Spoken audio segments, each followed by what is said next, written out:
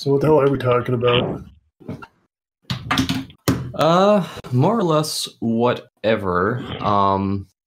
If we wanted to, we could go over some Smush stuff with the Fire Pass and all that.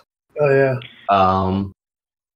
And then just kind of a general, like, you know, what you playing? How do you like it? Talk about video games. What's on the horizon? New Horizons. Haha.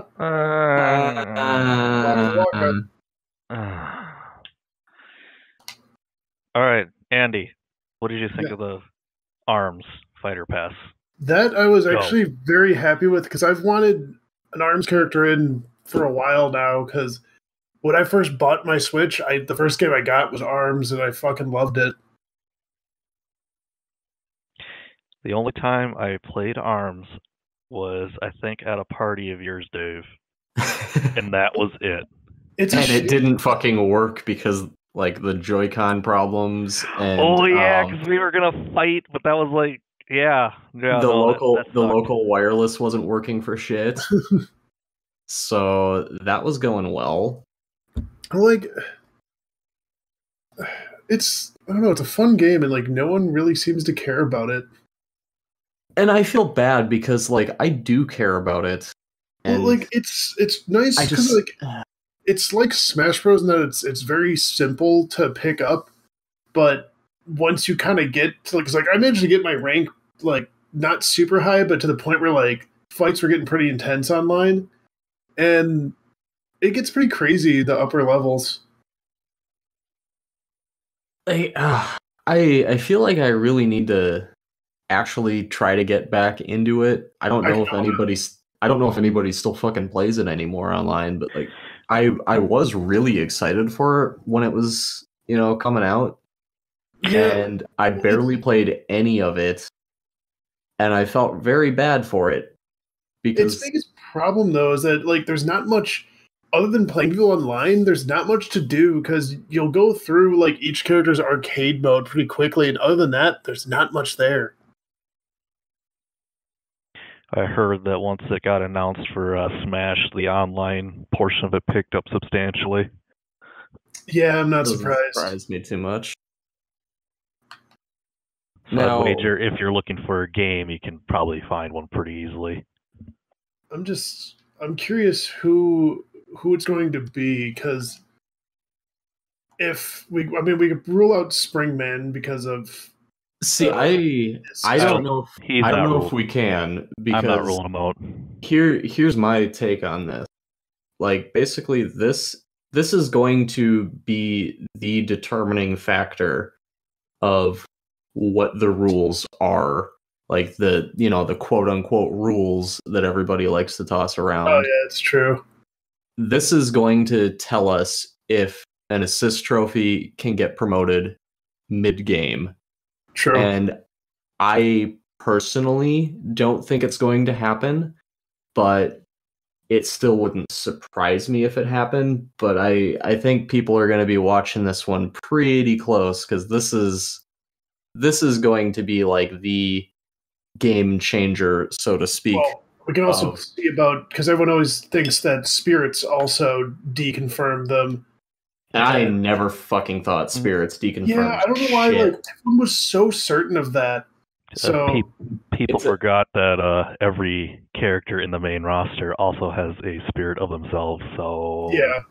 Some of them multiples that are still just called. Like what Link has a dozen, probably, pulling that out of my ass, but he's got several, and it's not hard to do. You just put Link, and then in parentheses whatever special thing it is about it, like if it was from a different game or it's some particular thing he's doing. Link is big dick.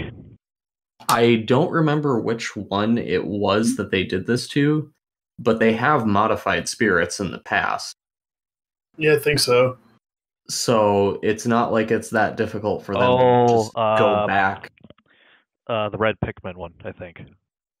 Because it was very OP in adventure mode if you paired it up just right.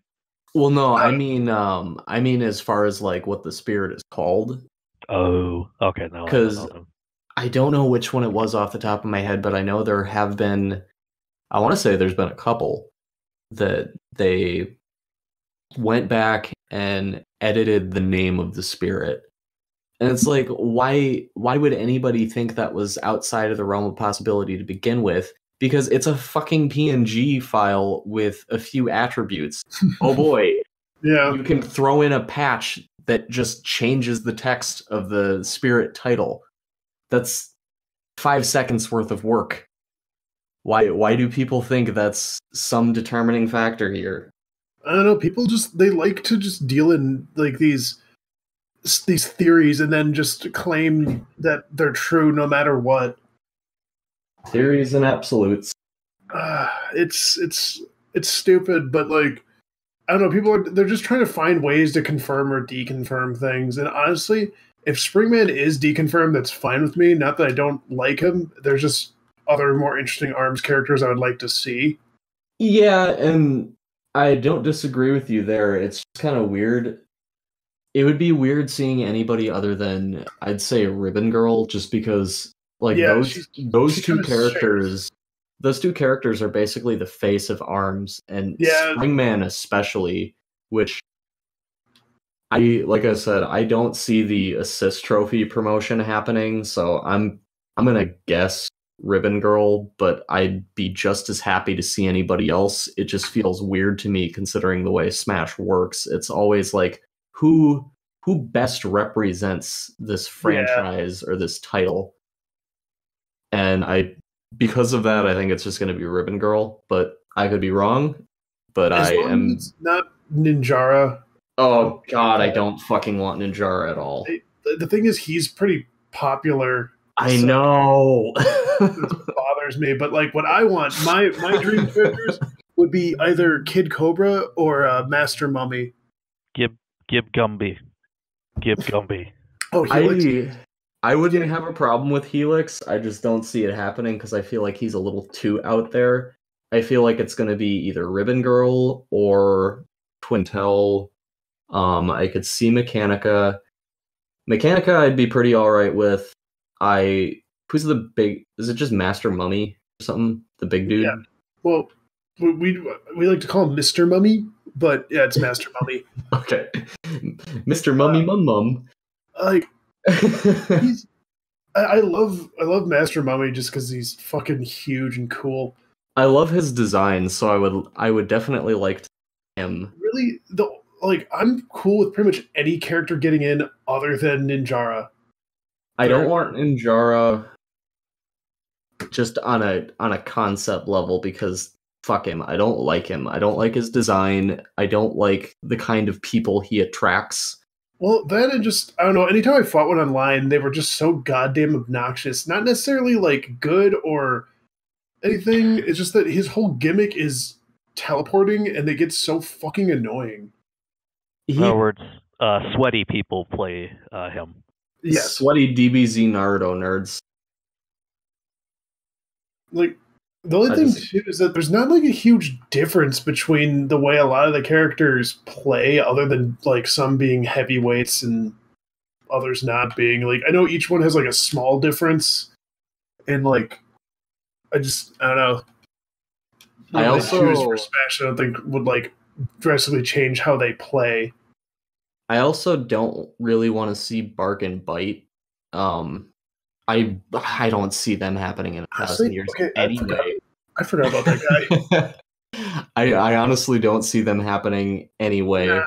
But I really wouldn't want to see them because they have a somewhat interesting gimmick within ARMS itself, but as a character design, I don't really like it too much, and I feel like that would be horning in on Ice Climbers territory in a probably more complicated way than it should be. And it feels like too much of a gimmick for them to try and work in for a DLC character over a character that, nobody really cares that much about anyway. Yeah. So what I want is Misango, and then for him to have a Star Platinum color. We usually just refer to him as Star Platinum because that's what he looks like. Who's the big champion dude? Max Brass or Max Ass. I like his design. He's like he reminds me of like Johnny Bravo, but more competent. God, from what I didn't play much of ARMS, like I said, so I never really kept up on any of the DLC. I just know a couple of the characters that came out for it. But from what I've heard, Max Brass is kind of like Glass Cannon. A bit. He's like an upgrade version of Spring, he's a more min-maxed version of Springman. Yeah, Feast or Famine. And I feel like that would be kind of interesting because it would basically be like stretchy Little Mac. Yeah. I don't like dealing with Little Mac anyway. Yep, I'm a scrub. I'll say it. Just don't know the matchup. I know, and I just suddenly got good with him, so it's nice. I'd still rather deal with your Little Mac than your Palutena.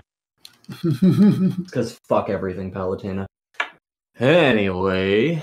Wait, did we mention, I forgot her name, the ramen girl? Min. Min. Yeah. I'd be okay with her. I like her. And then the robot chick. Yeah, cool. Mechanica. I like Mechanica. So I feel like Mechanica has a decent chance. Like, Ribbon Girl is my top pick. If I was a betting man, I'd throw my money at Ribbon Girl, but I would give probably Twintel and Mechanica like high for second place chances. What stage do you think they'll use? I don't even fucking remember anything about the stages in ARMS.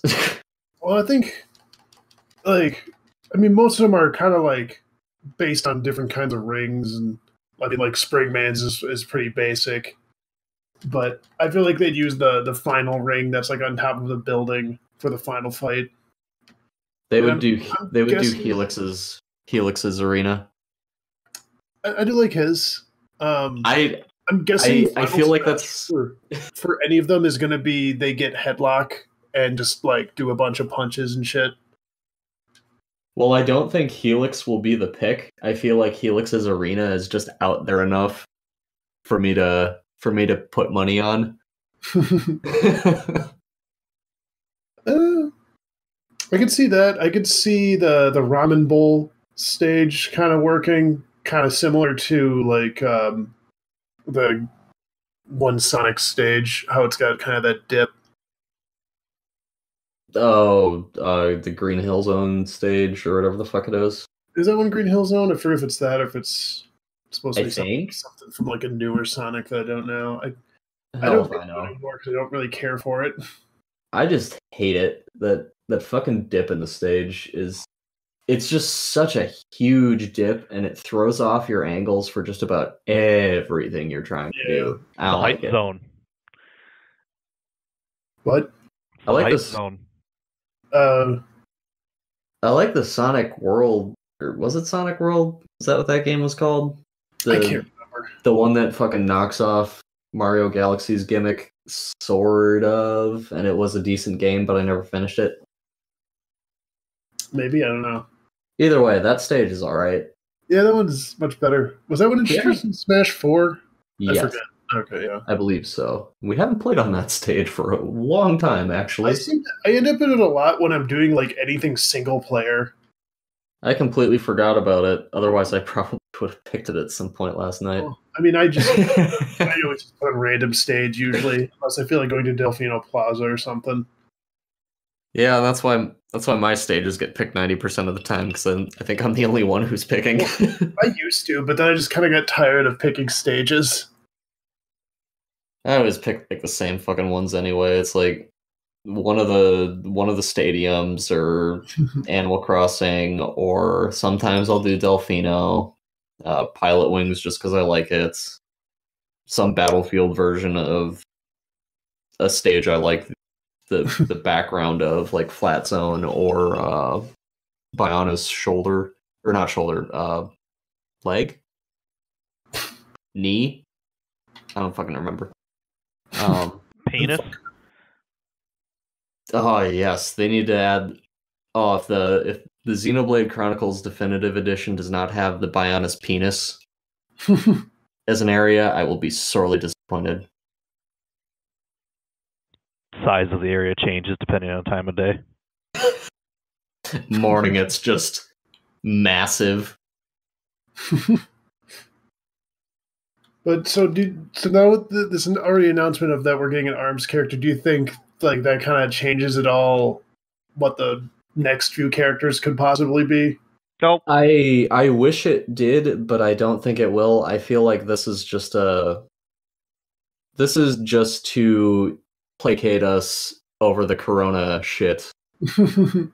Because that went and delayed. I want to say that delayed this direct, and it's delaying some other things. So I feel like them just being like, okay, hey, we can't really give you everything about this, but we can at least give you a snippet.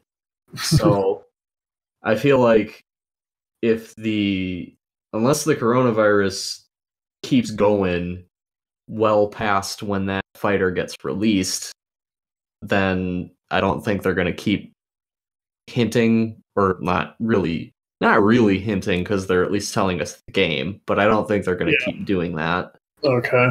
But I fucking wish they would, because I cannot stand this leak theorizing horse shit that keeps going on. I'm glad they at least let us know something, because it's just kind of nice to at least be like, well, we know what game it's coming from, but we can still speculate because we still don't know exactly what character we're getting.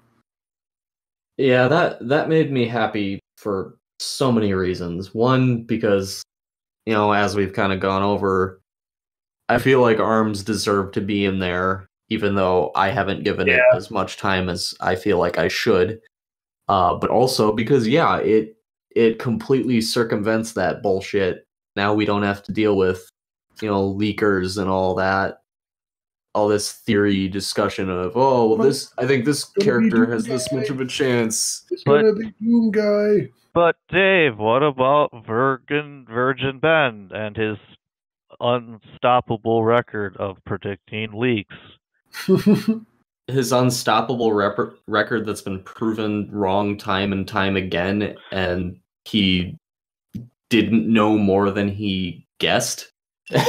I'm still saying he guessed everything, and I've seen it. I've seen it fucking happen, but it's not outside the realm of possibility to guess. But Dave, don't you see his sources? It says right there, dude, trust me. How could you not trust him? How could you not trust him? Well, I'm sold. Yeah, me too.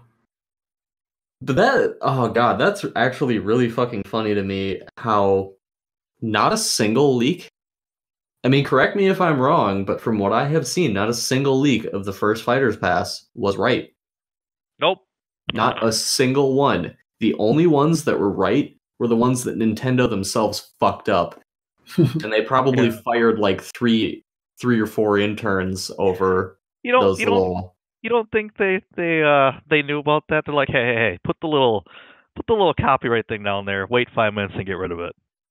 You don't think they did that just to kind of get some hype going? No, I don't think so. Oh, on that note, it makes me so happy. But fucking no Sora ever. Done deal. It's gone. It's killed. I don't get why people want Sora in so badly. He's not that interesting. But guys, but Disney. Donald, Goofy, the power of friendship. Wouldn't it be a real kick to the nuts if like Donald Duck was in?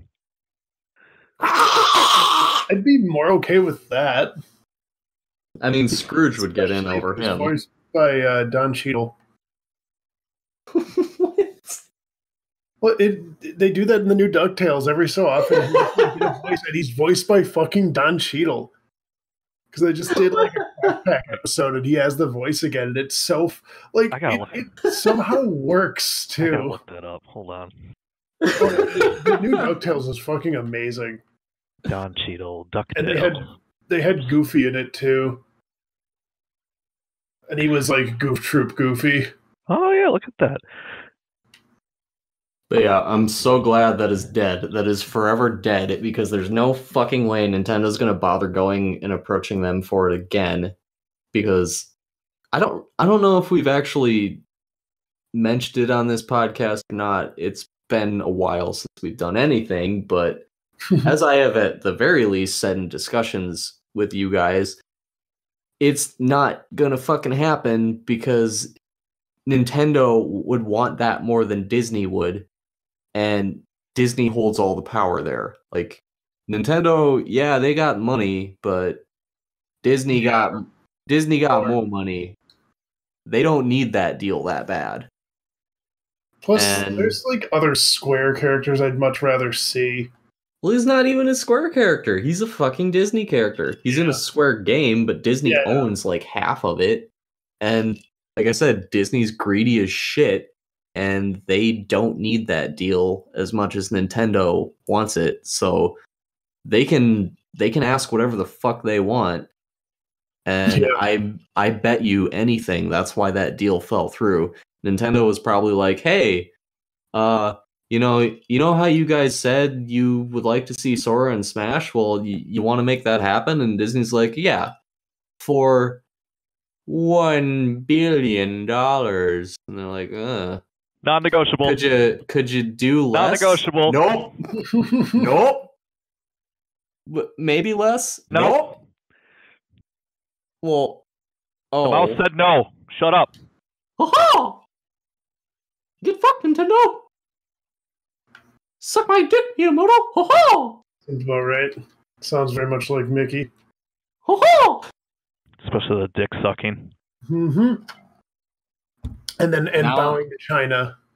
And now I'm just remembering that draw something picture of Mickey Mouse fucking George Lucas up the ass that I sent to somebody. I think that was you, Andy. Probably. I'll have to. I know I have it saved somewhere. We'll throw that image up there. Yeah, oh wait, no. Put it up there. Yeah, it's on my desktop. Censor it. No, I need it in all its uncensored glory. Well, it's on my desktop, and as we discussed earlier, my desktop is sleeping right now because otherwise we would be hearing it. It's always here. That's why everybody at work has been complaining about me on WebEx. Well, I mean,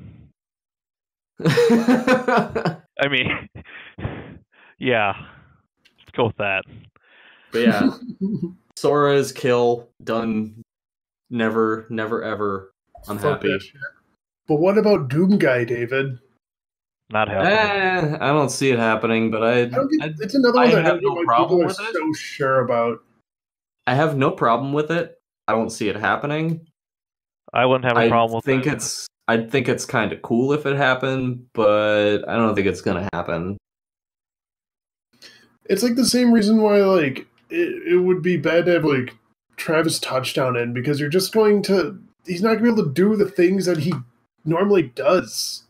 I feel like Doom Guy could get away with that a little bit easier than Travis could, because Travis is a lot of like auditory. Yeah, like, he's a very vocal fella, and a lot of that comes like, tearing your enemies apart in brutal fashion. I just don't think is going to.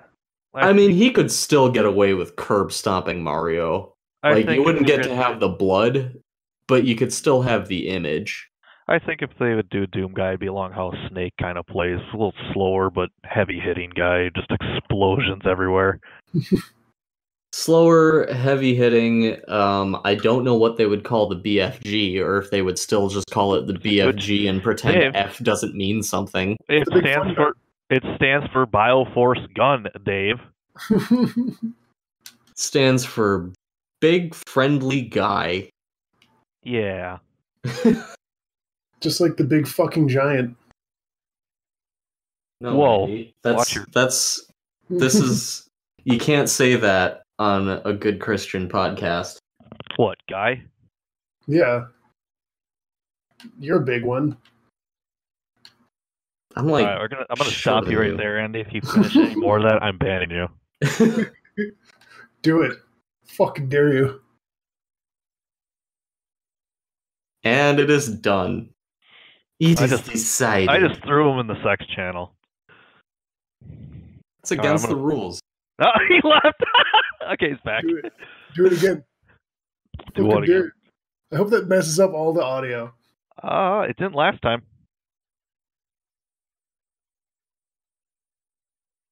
Anyway. Guess we're gonna find out. So after Byleth got announced, after Terry and Byleth, they kind of shot my prediction to shit, which I was okay with because, as I said before, I didn't really want to be right on those two characters. But now that we have another fighter pass coming, I am reinstating that. However, I will say I think this is finally going to be it. This is when it's going to happen. It's going to be Gino. Gino's getting in. No. I'm still uncertain on that one. Will I be disappointed? No, I'll be kind of nice, but I don't know. I think if you're gonna do anything from Super Mario RPG, Mallow. I would hate to say it. I think Mallow would have a better chance of getting in than Gino. I'd much rather see Mallow, anyways. See, now, I have no nostalgia whatsoever for Mario RPG because I still, to this day, have not played it. You can rake me over the coals for that if you want to, but I still haven't played it. But just going off of how much discussion Gino generates and how he has been in demand since Melee, and how his fans just keep getting louder and louder. Excuse me. Just like Andy. Sorry, drinking a beer. I think this is finally going to be the time that Nintendo listens. Now, if it doesn't happen, well, like I said, I have not played Mario RPG, so it is no loss to me whatsoever. But that is the prediction I will stand by, and I will put $5. I could see Gino being pretty cool. I also, as someone who is a fan of Mario RPG, I don't really care if he gets in or not. Same. If he does, I'd be like, cool, I'll probably try him out. If he doesn't, I'd be like, at this point, they're probably just saving him for the inevitable next Smash Bros. Because they're going to need something big to announce for that, too. And I would several never evers on this one. It honestly wouldn't surprise me if this is the last Smash Bros. I don't think that's going to be the case. This is okay. Here's for a while. Here is my theory on this.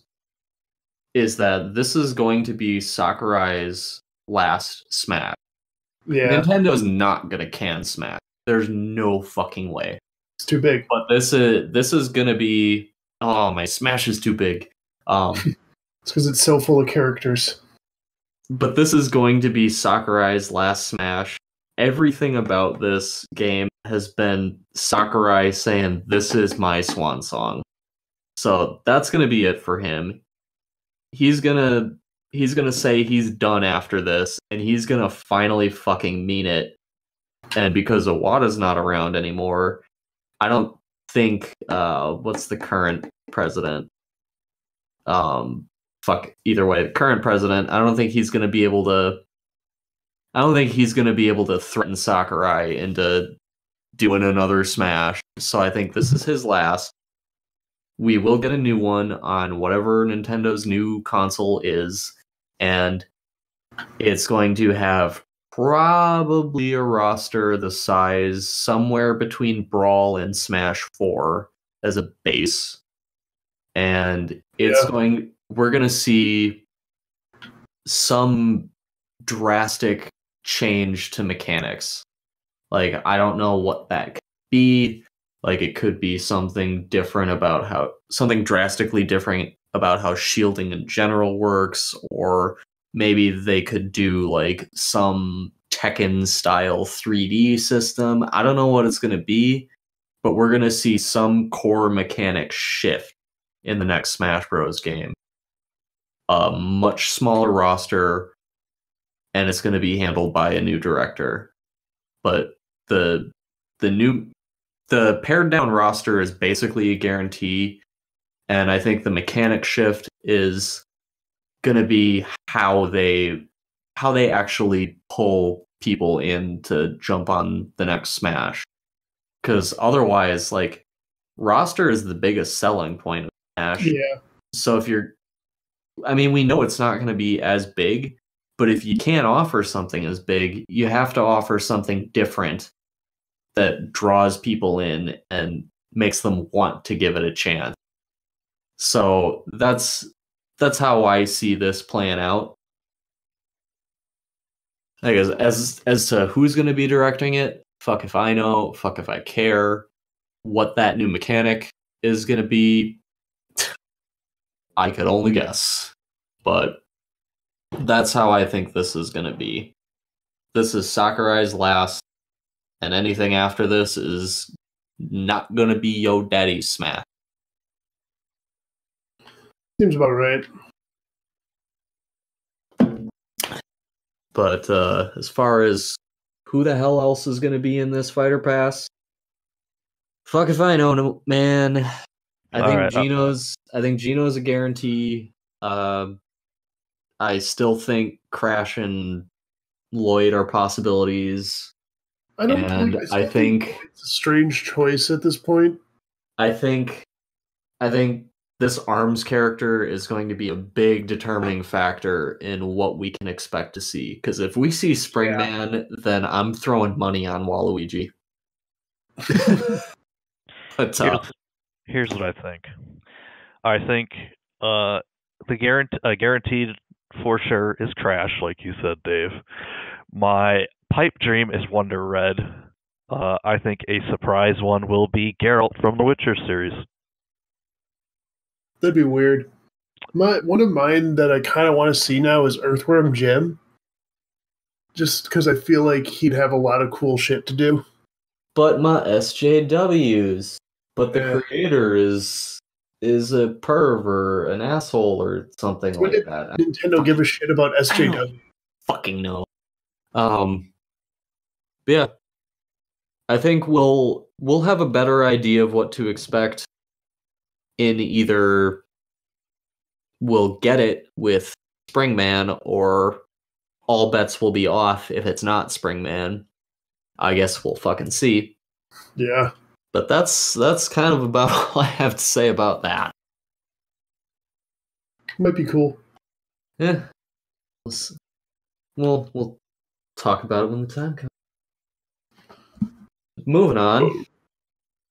So, what y'all been playing lately? All right. Same thing as everyone else. Animal Crossing. Same thing as not, Roger. I started Animal Crossing, but Amanda has taken the lead in that and has just gone nuts. Well, just call her over, get her in on this discussion. She's handling the Mad Lad right now, and he's not too happy. And Shelby's making us food. Otherwise, I'd have her in on this too. Otherwise, Doom Eternal. Persona 5 Royale with cheese. and Call of Duty Modern Warfare, because lo and behold, they actually made it fun again. And Activision, I love to hate them, are re-releasing Modern Warfare 2 Remastered, and I've already pre-ordered it. It's only the campaign, But that campaign mined my dick hard. So I'm gonna go into Animal Crossing a little bit. So I know, Andy, you've had this feeling before too, and we've kind of gone over this. God, Animal Crossing, what a fucking game. Somehow it always manages to sucker me in, even though really what did me in was playing the shit out of the original. So every single time after that, it's like they entice me with some new little feature. It's like I think, well, that sounds pretty cool. And then I play it and I'm done in like 2 weeks, and then I never fucking touch it again. Yeah. It was days with Wild World, like not even 2 weeks, because Wild World fucking sucked. Well, didn't Wild World come out like just before Kingdom Hearts 2? And I think we all just kind of got it to pass the time until that came out. Maybe. But then there was, City Folk. And, that was all right. It was better than Wild World because they brought back like real holidays again. And but it still didn't hold my interest because it just wasn't enough. And then there was New Leaf. And New Leaf, like, finally was doing some good stuff. Still, again, not quite enough. It felt like it was the precursor to this one, because they had like those projects you could do where you could like donate money to, like I forget if they had bridges, but I know you could like. I want to say they did, because like you could basically do that, make little monuments like benches and stuff too, and it was the same thing where you'd spend money on it and villagers could donate, and you generally felt like you had a little bit more control over your village. It still wasn't a whole lot, but it was kind of a start. Technically speaking, it was the best Animal Crossing we had gotten at that point. Like, it was definitely better than City Folk. Wild World was ass, so fuck all of that. And that was what I remember the least from. Like, it was technically speaking the best one we'd gotten at that point. And every fucking time I'd say, no, I'm done with Animal Crossing. But they're gonna say something, they're gonna put something in there that entices me into it, and they did it again with New Horizon. And I picked it up knowing exactly what I was getting myself into, just probably another fucking I'm gonna drop this after 2 weeks, but I think I'm actually sold this time. Like, I'm enjoying myself in an Animal Crossing game in a way that I have not quite felt since the original, and I'm happy about that. Yeah, I'm kind of feeling the same way. Like, I was mostly just skeptical when they first announced it, but then when we finally got like all that information right before it came out, I was like, okay, this does sound like it's gonna be pretty good. And now that I'm playing it, like, it feels like there's a lot to do. I think there'll still be that point that you'll hit where you're just like, okay, I'm kind of done with this game, and you might just come back to it every so often. But it feels like this one's gonna last a lot longer than the last few ones did. Well, I mean, we knew we were going to pick it up anyway. Even if we figured we'd drop it in 2 weeks, we knew we were going to do that because we're saps. Yeah. But, like, like you said, it feels like there's just a lot more to do. And I think the point that sold me, like, that little feature that's like, okay, maybe this time it'll be different. And it's usually not different at all, is it, Steve? But the point that made me housewife. The point that, yes, actually, that's how Animal Crossing fucking is. But what got me interested and was like, okay, I'm gonna pick this up, is the whole like island designer thing, where you can just terraform the shit out of your entire island. And I actually unlocked that the other day, and I both love and hate it. it's certainly an intimidating level of power because it's like, oh man, I've been building up to this. This is what I've been working towards, and now that I have it, fuck. What do I do with this? But also, the way they went about it is so tedious. And I feel like that was intentional, because the way Animal Crossing works, a lot of it is just, it's intentional tedium that it kind of tricks you into feeling some sense of immersion, if that makes any sense. Yeah, I think I get that. Because, like, everything you're doing, it's either going through an NPC, like you're picking out outfits at the tailor. You have to go through Mabel's dialogue and, pick shit out piece by piece. You can't order more than one thing of the same type from the dressing room at a time, shit like that. And you're always dealing with dialogue boxes and stuff. And it feels really deliberate, of just a way to make you feel like you're talking to somebody, you're doing business with somebody, and you're working towards this shit. And I feel like the Island Designer app works kind of the same way, because you have to do all of that square by square. Jeez. Yeah, I don't know. I mean, I haven't gotten there yet, but it does sound a little intimidating, honestly. Like, I've done some work on my island so far. I don't know if your island is the same, but from what I've seen, most islands have this like little private beach area up on the northern section. And I basically decided this is where my house is going to end up, in this section, and I'm going to make this my whole little fucking sanctuary of my own bullshit. So I leveled that entire area and then built up a chunk of, like cliffs and stuff, square by square, and then moved my house, and that's about as far as I got.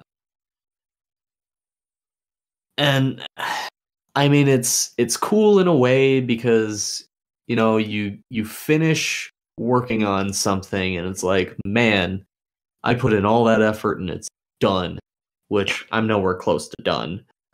But you get that level of satisfaction of, you did all of that and now it is the way you want it. So like, that's cool, but at the same time it feels artificial, because they made you do that square by square. They didn't have to make you do that square by square. Yeah, I don't know. But yeah, I'm enjoying the game overall. I think I'll stick with this longer than I have for any other Animal Crossing game, save for the first one. It's kind of it's also a little different just because of the kind of the way the world is right now. Like, with the internet being much more prominent than it was when like the last ones were out, there's much more discussion going on and much more to really share with everyone too. And I feel like that also kind of helps make it more interesting. I will say, on the note of the internet, Jesus Christ, did they ever fuck the online for this game though? What do you mean? The way the systems work online is so ass backwards and stupid. So say, I don't know if you bothered hanging around any of the V threads. Like, I went and actually visited somebody's town on V the other night, because they had a couple things in their tailor that I wanted to buy. So I hopped over there, and it was a demonstration of how obnoxious visiting other players is. So, they posted their dodo code in the thread, and I put it in, and it's like, oh, well, looks like somebody hasn't put their Nook phone into airplane mode. Yuck, yuck, yuck. And the reason for that shit is because somebody is, talking to an NPC, or somebody has their item menu open, or like they're in the dressing room in the tailor. Like, Wow. basically, if anybody is doing anything that requires a dialogue box or a menu, you cannot go to their island. You will keep getting that error of, yuck, yuck, somebody didn't put their phone in airplane mode, blah, blah, blah. And then, say you go to that island, or even say you're hosting, you have to drop everything you are doing so somebody can come to the island, and then you have to watch that dumb little cutscene, like the who's visiting, and then you watch the plane landing, and it's the same shit for leaving. People cannot leave if you are talking to an NPC, and the V threads just demonstrate this. See, well, I mean, it's only less of a problem because, like, I went to Nick's town last night, and like when you're because I was talking to him, so it's like it's a little easier to coordinate that stuff. But yeah, I can see visiting a random person being kind of terrible. Like visiting a random person, or just a scenario where you're trying to have a bunch of people over. It just the way it limits what you can do. Otherwise, people can't get in is just so fucking obnoxious. Like, they can't get in or out. And then another thing that I don't understand why they did this at all. Have you had either CJ or Flick on your island yet? No. So the deal with those guys is, CJ is fish, Flick is bugs, and what they'll do is they'll buy, fish or bugs from you for 1.5 times their sell price. And then if you give them like 3, and you have to give them, you can't sell them to them, but if you give them like 3 of a certain like species of bug or fish, they'll mail you a sculpture of it. But it's really fucking dumb what they did with them, in that say I have Flick in my town, and I tell you that Flick's visiting, and you're like, oh, well, cool, I've got a bunch of expensive bugs. I'll hop over and sell them to Flick for increased profits. Nope, you can't do that. What the fuck? I discovered this the other day because me and Gruffman both had Flick in our town on the same day, and I was visiting Gruffman. And I'm like, oh, Flick's here. I'll talk to him, and because I just caught some random ass expensive bug, like right when I landed in Gruffman's island. I'm like, oh, I guess I'll just offload this right away. And he's like, oh, the bugs here don't recognize you, blah, blah, blah. I'm not going to talk to you much, and I'm not going to buy your bugs, blah, blah, blah. That's... Why did you do that? I don't understand why. Because, like, you can go to someone else's town, like, because I went to someone who had Sahara there, and I was able to buy carpets and everything. So it's not like you can't do that. I don't know, it sell stuff. It baffles me that they made this decision, because it's like, okay, imagine they did this shit with turnips. Oh yeah. Say my town was selling them for like 30 bells a piece or some dumb low price, and yours selling them for like 200, and you couldn't come to my town and buy them. That would be a retarded decision, but they didn't do it because it's retarded. So why did they make that decision with this? I don't know. There are definitely really choice. There's still really good choices they made with this game, but then there's also some equally just dumb choices that I don't understand. I mean, in the end, it's still Nintendo. But I'll still probably be playing this one longer than I've played any of the other ones. So overall, I've been liking it. I enjoy it.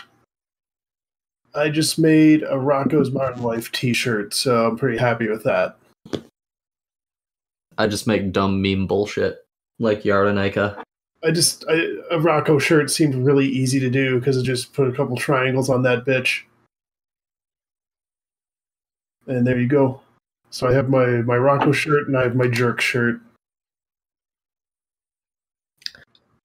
I'd like to make more things, but I don't really have any idea. I need to come up with an idea for my flag. Right now, it's just a pizza.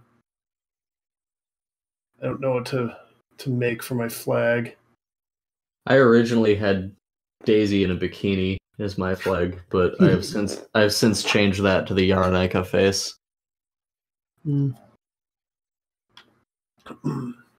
Because implied butt sex is funny in Animal Crossing. And that game has no filter. I'm kind of surprised about that. Seeing that so many other games have filters, like fucking Pokemon has filters for what you nickname your Pokemon.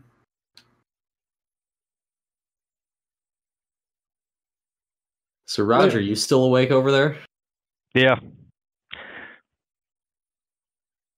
I just don't have anything to add for yeah, Animal Crossing. kind of took over.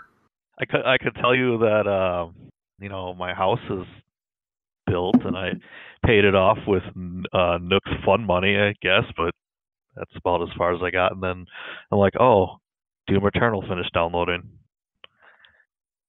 So I want to talk about what I've been playing recently, aside from fucking Animal Crossing. Yakuza 5?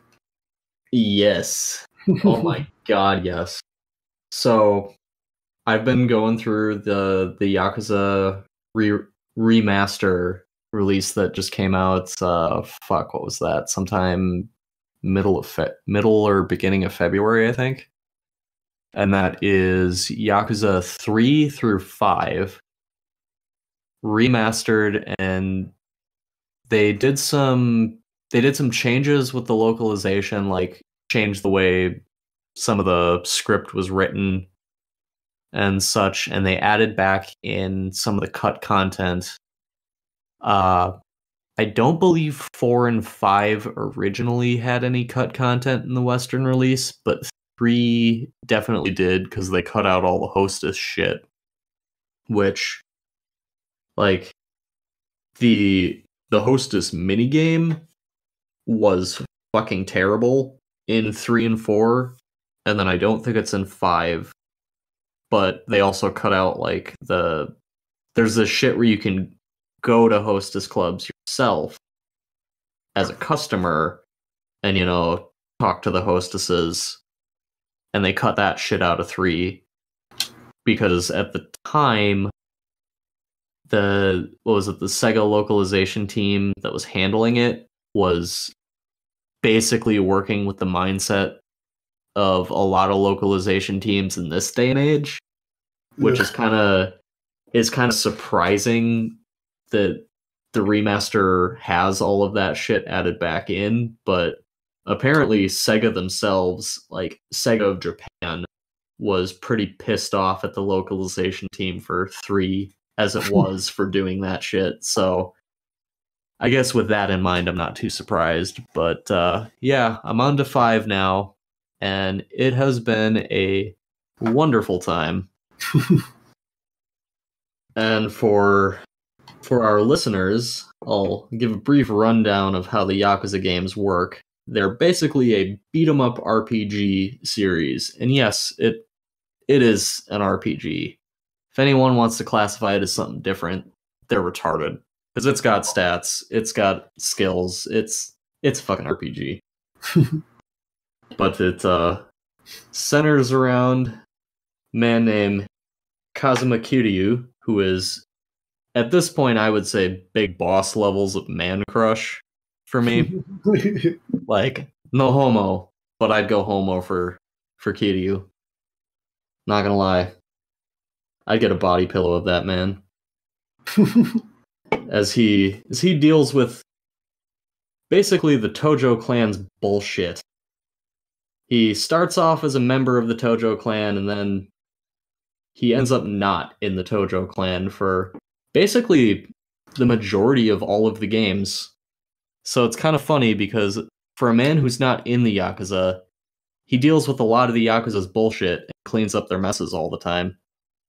But it's a fun ass time. And I highly recommend that anybody play those games. I mean, from what I saw you playing, it looked pretty fun. And Roger, you need to get your ass back to playing Yakuza 0. I know. But there's so many video games out. Yeah, I'm still working on a backlog right now because I have a bunch of borrowed games, so those are kind of on the top of my list because since I'm borrowing them, they're not mine. So I'm like, well, I gotta finish those so I can give them back. But that's the other thing I've been playing is Valkyria Chronicles 4, which is all right, but I played just the first one. It was fun, and towards the end of the game, it starts to wear thin, and this one's kind of hitting that point too because everything's kind of getting a little samey. I've heard very good things about that series overall, and I did play, I want to say about halfway through, I think, the first one before I stopped. I got shortly after that point where you're doing a mission with what's the main character of the first game? Fuck. I don't think it's fuck. I think it's like Welkin or something. Welkin Gunther. Yeah. It was Welkin and the girl, and you get like separated from everybody, so it's just those two characters. Hated that mission. It's that one where you gotta do like the stealth shit. Yep. Luckily, 4 hasn't really had anything like that quite. I mean, I did have one mission I just got to where you have to avoid some spotlights and stuff, but it's not like that one. You still have your full squad, and it's really all it does is if you get spotted, they just call more reinforcements. Yeah, I know I got a couple missions past that, but that's the last mission I distinctly remember. So yeah, definitely did not finish that game, but they're definitely fun games. They feel like a much more fair XCOM, I guess. Because they play similarly, where you're kind of like, you have like movement points, and it's not necessarily like a grid, but you can kind of move wherever, and you want to get people behind cover, and aiming is kind of based on a percentage, but not quite the same way that XCOM is. It's more physical than XCOM. Yeah, and really, it's like shooting guys is much more fair in that one than it is in XCOM. Yeah, it doesn't give you 99%, and then you fucking miss. At some point, I would love to go back and actually play that game because I did pick up. I think it was at MGC a year or two ago. I picked up a steelbook of the re-release for PS4 of the first one. I just saw that at work the other day that they had the re-release. I didn't realize. I just have the original one on PS3, and then I guess the second one was on PSP, and Nick said it was like kind of whatever. And then third one wasn't even released in America. I heard the second one was kind of like, it was good as far as gameplay was concerned, but the story was obnoxious because of like all the like school setting or something like that. Or maybe that's the third one I was thinking. But I'm not sure. I don't really know what second or third one's really like. I mean, 4 is decent because you don't even have to play the other ones to like know what's going on because it's a different group of people. And it basically it's taking place at the same time as the first game. You're just playing as a different like army. And Quimby was telling me about it, where there's apparently a mission where you go and like do stuff with the cast of the cast of the first game, and then they join you, and then it's like, what the fuck? What are you doing here? Don't you have another like front to fight on? Shouldn't you be doing something else? Yeah, it's just weird that you could just recruit them. Just dooming the rest of their country, I guess. Even though most of the characters you play as or have in the fourth game are from the same country that those guys are from. But it's fun. That's really the other thing I've been playing. I have a whole bunch of other games I want to play right now. I just haven't gotten to it because I do have Doom 2016 because I never did actually end up playing that. I need to play that so I can play Doom Eternal. I started playing Doom 2016 a couple weeks ago, I think, because it was on Steam Dumbfuck sale. And I was like, oh, yeah, that's cheap. I'll just grab it. And then I started playing it, and I like it. I like it well enough. I got it for super cheap at GameStop, so I just got it just because I'm like, that was, I got that specifically just for when I run out of other things to play, that I would go to that.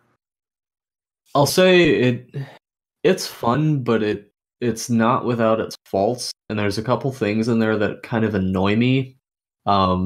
Roger, I know you finished 2016, so you'd be able to answer this for me. So I don't know if like classic mode is more what I'm looking for as far as my complaints with the campaign in 2016 so far, but some of the things that bother me with it are, I feel like the pace isn't quite fast enough for what I want out of it. Like, I want to go into a room, blast the shit out of a bunch of demons, stomp some guts, rip and tear, blah, blah, blah, and then move on to another room and do it all again. And it's very fun when you are doing that because the environments are set up in a way where there's a lot of like vertical movement, and you're just kind of going across different levels of the same room, just going from baddie to baddie, beating their brains in. But then the exploration segments and like the bits where they're pushing story in your face, they don't feel as well handled to me. It feels like an abrupt break in that pace of going in and stomping the shit out of stuff. And I mean, you know me, I play plenty of slower paced RPGs, so it's not like the story itself is what I have a problem with. It's just kind of the way they work it in and the way they break pace like that isn't what I want out of a Doom game. If that makes any sense. I get what you mean. You just kind of want to be, you want to go fast and kill fast, and bullets are too slow. Honestly, the only thing I can really say is play it on a harder difficulty.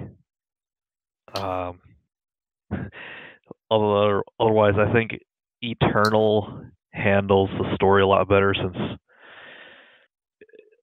between missions you're transported back to I don't care if you care about spoilers. I think it's fucking Doom. Not really. It's fucking Doom. But Man, between too mad to die. I know what it is. Between missions, you're transported back to what's called the Fortress of Doom, which is essentially just an area to listen to any unlocked music you got, looking at the collectibles you got, yada yada yada. Just kind of a bit of a wind down. But basically, once you decide to go back into missions, it's, apart from a couple select missions, it's pretty much balls to the wall. Just go, go, go, go, go. And I haven't worked up the courage yet to go on a higher difficulty yet, because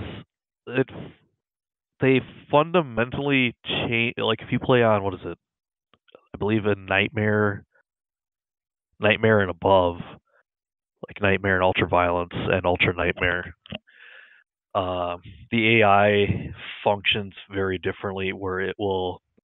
2016 had a problem where if you figured out a route around the room, you could just kite all the big baddies around the room, and you could just keep going in a circle, strafe backwards, run backwards, just keep shooting, and basically be invincible that way. Well, they changed it now where if you do that, a section of the demons will branch off to go cut you off to stop you from circling around like that. What I also like with Eternal is the small demons are just fodder just to refill armor, health, ammo, and also what's called your blood punch, which is basically the melee attack. So the fights only advance once you start taking down the big demons. If you just spend the whole fight, like I think in 2016 you could also do this too, if you just spent the whole time killing the small demons, the fight would end because you've killed X demons, fight's over. Now Eternal's like, okay, have fun with 2 Doom Hunters, 2 Tyrants, good luck. Does it just like keep respawning like the little guys? Yes. They respawn indefinitely until you take care of the actual main threats of that current arena. Okay, yeah, I actually really like that conceptually because that kind of goes back to my problem with pace breaking, because in 2016 there's a finite number there of things to kill in a room. And if you kill like the 2 big badass monsters there, and then there's just there's like 2 dinky little shits running around in the corners, that's it. Those 2 dinky little shits, that's all you have left is to hunt them down, find the corner they're hiding in, and deal with them, and then the fight's over. So I do definitely like the idea of the little guys continuing to respawn until you deal with the big guys. And they have to respawn because, like I said, if they didn't, you would run out of ammo. The chainsaw has been redone where you will always have at least 1 bar of chainsaw fuel available to you, because that 1 bar will regenerate, and that's enough to kill any of the small for ammo. That's nice, because that was kind of another problem I was running into, was it felt like I didn't really want to use the chainsaw that much so far, because I'd use it and then I'd kill some big demon with it, and then I'd be out, and I'd have no real way of getting it back without running around the room trying to find ammo for it.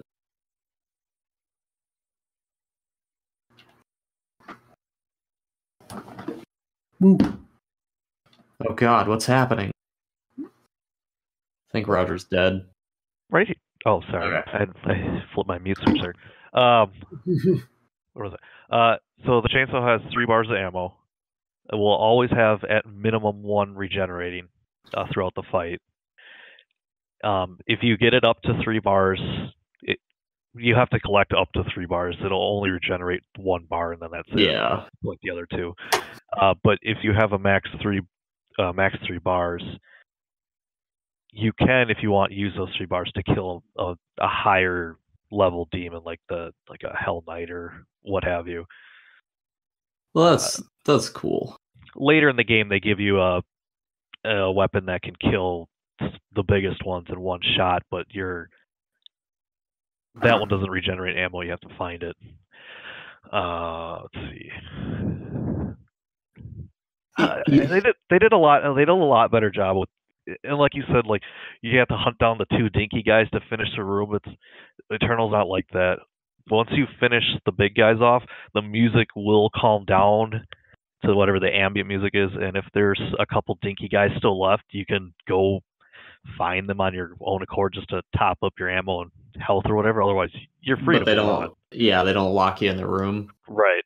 Yeah, because that shit, and as you mentioned, the dynamic music system, it's bugging the shit out of me in 2016 because it's pumping as you get into the thick of it, but then you're down to those last two little assholes and you have to kill them before you can get out of the room.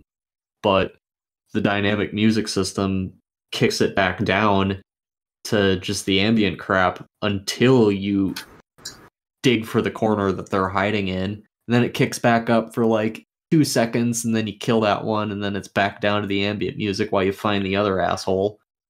It's just real pace killer. No, in Eternal, once it goes back down to the ambient, you know that you're done with that area. And, okay, that's nice. Like, they're still there, but you don't have to deal with them if you don't want to. Right. That's nice. You're encouraged to, because again, you want to top up on everything until you get to your next area. But Doom 2016 has actually made me realize something. It made me realize that I kind of hate like gameplay cutscenes. And to explain what I mean here, you know how it's a pretty typical thing to see in first shooters, and Half-Life kind of pioneered it. But basically, you walk into a cutscene, but it's not a real cutscene. You still have full control, and basically you're just wandering around watching all of this shit happening and listening to everyone, prattle on and hump the corner, choke dicks. Doom 2016 made me realize that I actually kind of hate that. Yeah, I mean, if there's some story, kind of, especially with a game like Doom, kind of make me pay attention to the story a little bit. Yeah. Otherwise, if you give me free reign to run around when they're talking about story, I'm gonna just, like I said, I'm gonna go hump a box or something because it's fucking funny to me. Well, like it's this. What it comes down to, and what I think gets me about it, is it's this illusion of control and immersion. Because you have control during these cutscenes, and you are actively there, and you have, free movement and whatnot, making you feel like you're there and you have something to do with this, but really it doesn't, because as soon as all of this starts playing out, you become completely disconnected from everything that's happening because, as Roger said, you can go run off in the corner and fuck a box, or like hop up and down on an NPC's head, or just like shoot the corner, or some other dumb activity. Just jump on the hospital bed of the dying father. Just like teabagging his forehead. It feels like this illusion that they're rubbing in your face as an illusion. It's like they're blaring it right to you that they are trying to trick you into thinking that this is more immersive, but really it's not. Like, if you want me to pay attention to something, I'd honestly rather you just take the control away from me. Like, you don't even have to take it out of first-person camera. Like, Metroid Prime does this when cutscenes are happening. Even if they leave you in first-person camera, they still lock you out of everything, and they just make you sit and watch. And I'd rather just kind of have that, because at least the game's not pretending I have something to do with this. Yeah. I don't know. Doom 2016 made me realize that I actually kind of hate that. And now I blame Half-Life, because Half-Life is really what started that.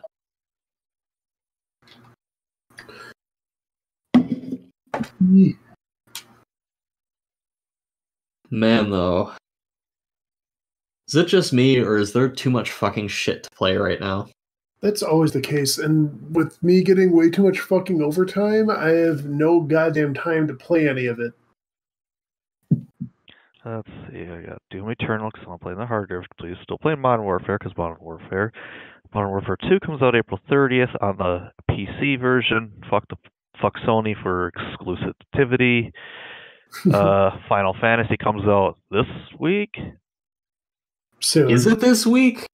Hold on, let me check my Amazon order. I think it is this week. Great. You know, right? Final Fantasy 7. Where are you? 7 remake. Oh, sorry, April 14th. So it's still way too fucking soon. Okay, so yeah, next week. Yeah, because... Oh, I did get the deluxe edition. Oh, okay, cool. Like, I'm still working my way through Yakuza 5, and I've got 6 waiting for me, which, with all this other shit coming out, it's like, well, I kind of wanted to jump straight into 6, but now I don't know, because there's the FF7 remake, Neo 2 just came out, and I never even finished the first one, but I still want to play the second one. Monster Hunter just released some content. They got Raging Brachydios and Furious Rajang, and I don't know if it's out yet or if it's coming soon, but they've got Master Rank Call of Taroth coming, and then shit, who is the monster that they just announced as that like fan favorite? Fuck, I can't remember. But yeah, there's basically there's some time sensitive shit as well as non-time sensitive new content that just came out for that. Xenoblade Chronicles Definitive Edition is coming out. Persona 5, which just got my copy this week, and I'm probably not going to touch it for a while. There's way too much fucking shit coming out. Yeah, and I have about 1 billion like old games I feel like replaying right now too. So like I have a bad enough backlog as it is, and a lot of that is of my own doing, because it's like, oh, well, I've got some things to play. What do I want to play? Well, fuck, I can't decide what to play, so I guess I'll play nothing. I don't feel now, playing now that I'm finally breaking that habit a little bit, now there's just way too much to keep up with. Yeah. Plus, I've got Animal Crossing keeping me busier than I expected, and it's a nightmare. Man, it sucks having way too much to do. Didn't used to have that problem. Nope. Now I'm kicking myself for putting so much shit off like I did. Well, lads, I think got a good hour and a half there. Yeah. I think that's a good episode. Let's end it with a little game. All right. So this is a little game that crops up at a lot of parties that we have. I don't know if it has a name. I think they just call it Video Game the Game. But I'm totally stealing it. Basically, the concept is somebody names, or someone says name X number of games that have Y. And you can basically say anything you want. And everybody else just has to kind of come up with that many number of games that feature that. Dumb examples is like, name 3 games you can pet a dog in. Just shit like that. So let's play a round of that, shall we? Okay, sure. This. So I'm gonna say name 3 games where alcohol has a mechanical effect on gameplay. Any effect or a mechanical effect? So, like anything that changes gameplay in any respect. It could be something as simple as your camera just goes completely fucky. It could be something where alcohol alters your stats. Anything like that. And I'm gonna say no Mass Effect because that too easy, and it doesn't actually do anything with gameplay. Yeah, that's true. Well, I'm going to go ahead and say Grand Theft Auto 4. You motherfucker. Yeah, because like it actually fucked up your driving, and I remember it was so weird because it was just like I feel like that's what it would be like in real life to drink and drive. Because I was like, how hard could this be? And I'm just fucking crashing into everything. Like, oh god, I am so fucking drunk right now. What the hell? This makes me rethink my decisions. So we got one.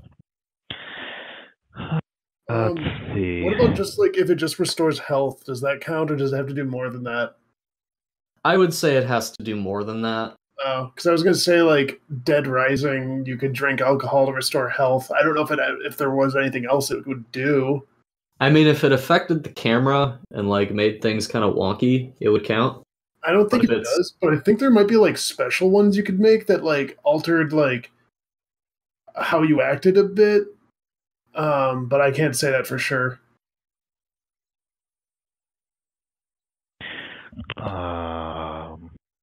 Did Skyrim have alcohol?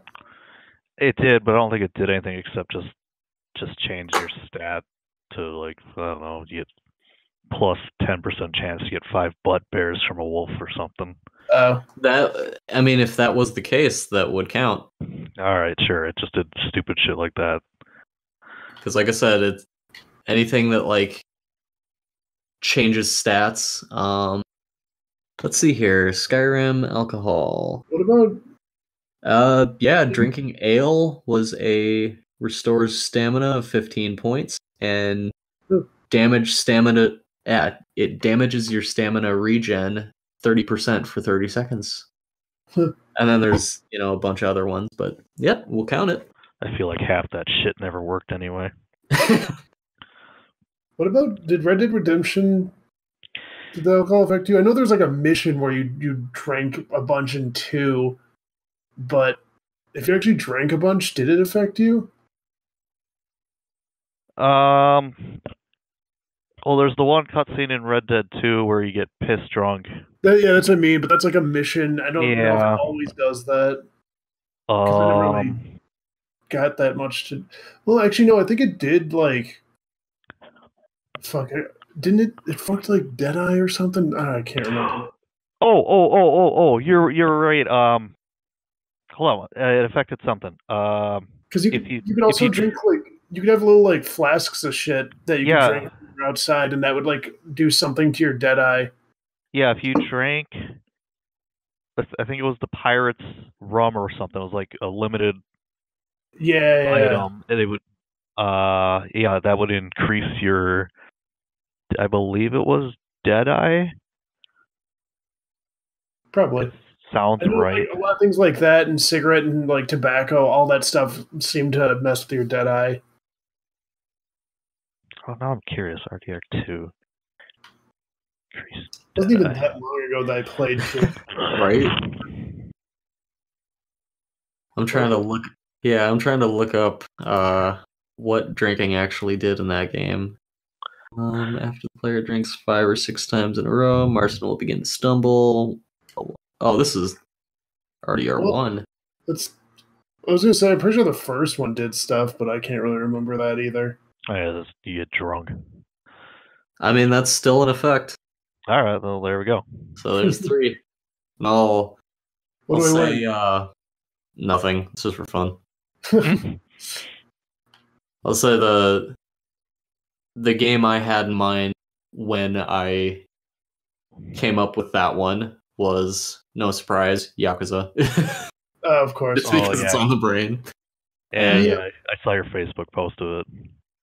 And in Yakuza, drinking, like, it has no effect on like camera or controls or anything like that. But when you are drinking, it does increase the enemy encounters you have, and for a few mini games like darts, it makes the camera shaky, and it also makes it so your heat increases faster as you attack. So it's a mechanical effect. It's neat. Yep. All right then. Good way to wrap it up. Getting drunk. Getting drunky. Mm-hmm. All right, lads. Until next time. When the hell's next time? Never. That's not it, shithead. Oh. Oh.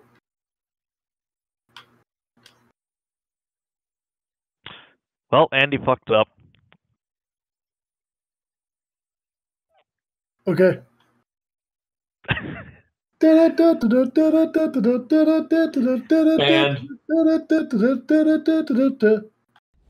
Uh-oh. Uh-oh. Uh-oh. Uh-oh. Uh-oh. Uh-oh. Uh-oh. Uh-oh. Uh-oh.